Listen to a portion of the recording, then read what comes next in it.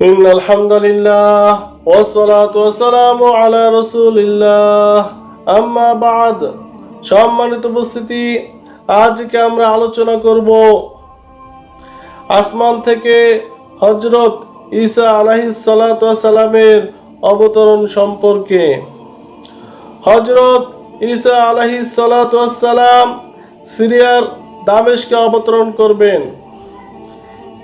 তিনি এসে দাজ্জালকে হত্যা করবেন। রাসূলুল্লাহ সাল্লাল্লাহু আলাইহি ওয়াসাল্লাম ইরশাদ করেন, সেই সত্তার কসম যার হাতে আমার প্রাণ, সেই সময় সমাগত যখন ঈসা বিন মারিয়াম তোমাদের মাঝে একজন ন্যায়পরায়ণ শাসক রূপে আবির্ভূত হবেন। তিনি ক্রুশ ভেঙে ফেলবেন, শূকর হত্যা করবেন, জিজিয়া রহিত করবেন। আর তখন সম্পদের প্রাচুর্য এত বেশি হবে যে নেওয়ার কেউ থাকবে না।